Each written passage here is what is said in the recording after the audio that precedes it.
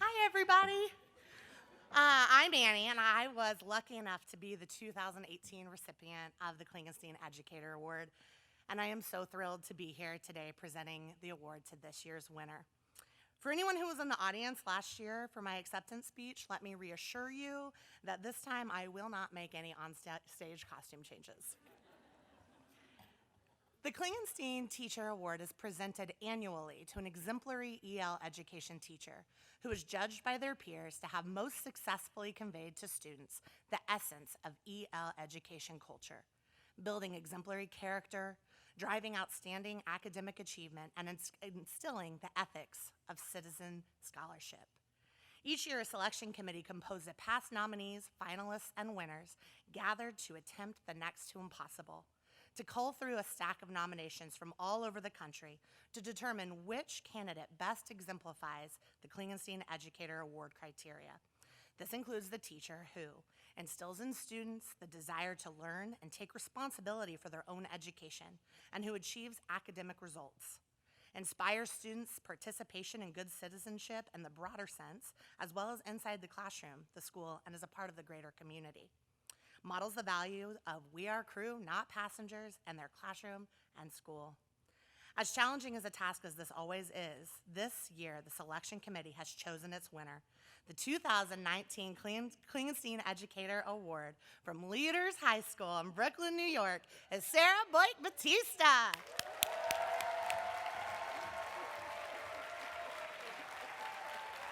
Woo!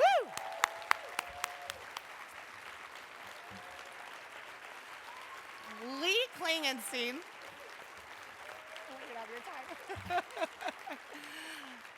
Lee Klingenstein and his daughter Jo recently visited Sara in her classroom, and we're delighted to see that we can go from a K-1 teacher in Denver, Colorado that has a magic wand to a high school teacher, social studies teacher in Brooklyn, and both of them, like all of you here, working for social justice.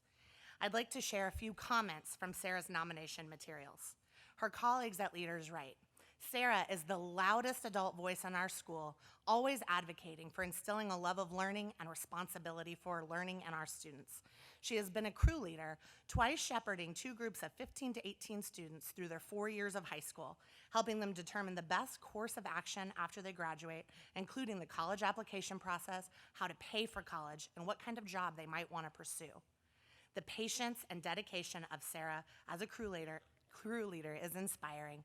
She has helped her students overcome personal tragedies, supported them through their accomplishments, and helped them make important life decisions. One of her former crew kids, a recent graduate of Skidmore College, says this of her.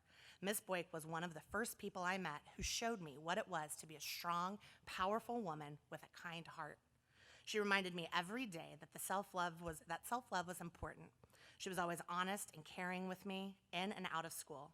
Without her guidance and strength, I wouldn't have been able to find the courage to pursue my dreams and allow my voice to be heard.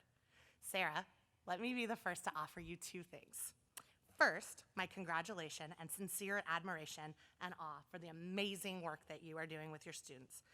And secondly, to pass the metaphorical torch, and in this case, literal magic wand, in recognition of your fearless feats and generous acts of kindness, as well as the magic that you create in your classroom every day.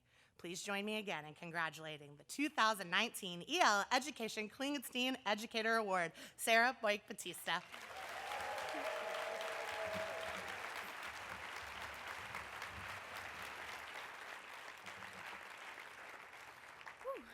Good morning. Thank you to the Klingenstein family, Jo and Lee, and the selection committee of outstanding EL teachers for this great honor.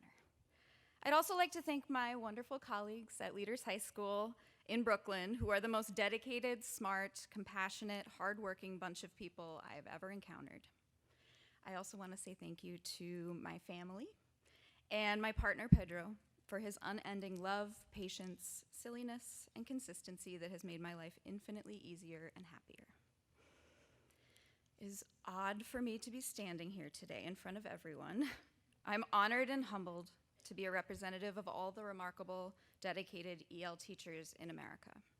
I also feel entirely undeserving. The catch-22 of teaching is that no matter how well we do it, it perpetually feels like it could have been better. And it's true. Teaching is relentless work, never done perfectly.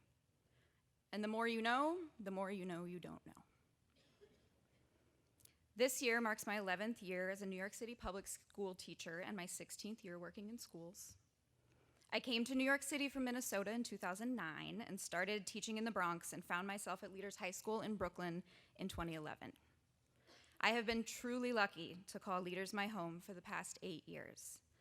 It is a wonderful place because it's full of people trying to do the right thing for kids.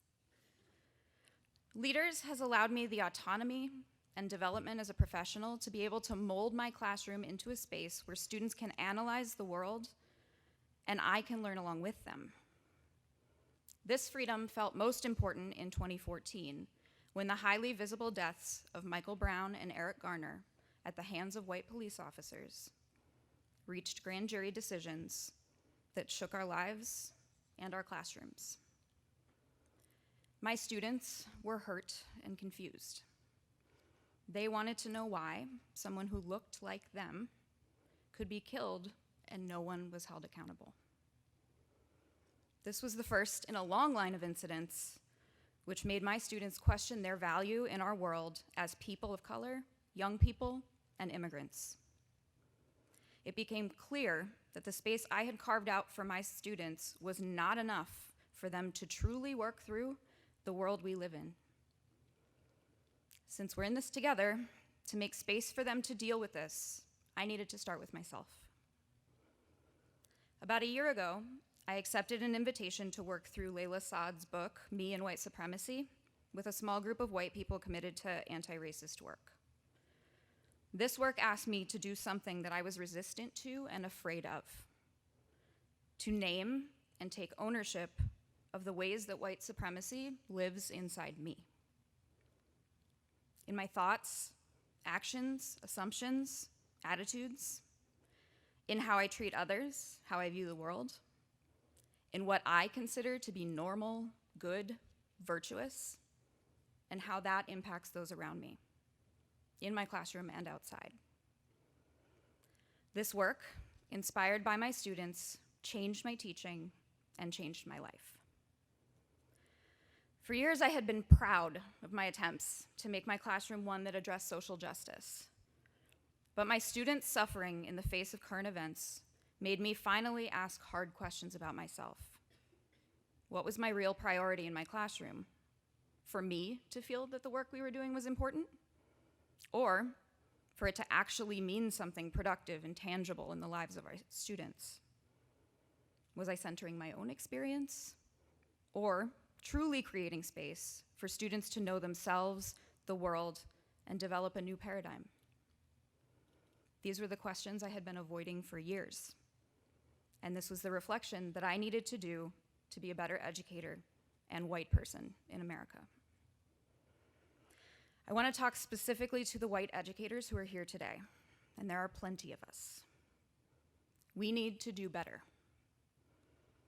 We can't stop learning, questioning, listening, and thinking about who we are, where we are, what we are doing, and why.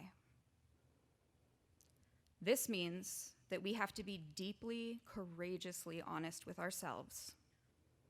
We cannot ignore the historical legacy of indoctrination that our field has carried and continues to carry within it. We need to face our deep, hidden internal biases so that our students can truly be leaders of their own learning, free from the burden of following a pathway that we have carved out for them. My students taught me just how important it is that our classrooms allow them the space to make meaning of the world. We need to have the self-control to allow students to create a new world that is unfamiliar to us, to make our world a better place that can heal our planet, honor the dignity of all people, repair the harms of the past, and break down the walls between us and those in need. We've all had the opportunity to learn from one another over these past few days, to push our thinking, consider new strategies, and identify better ways of doing what we do.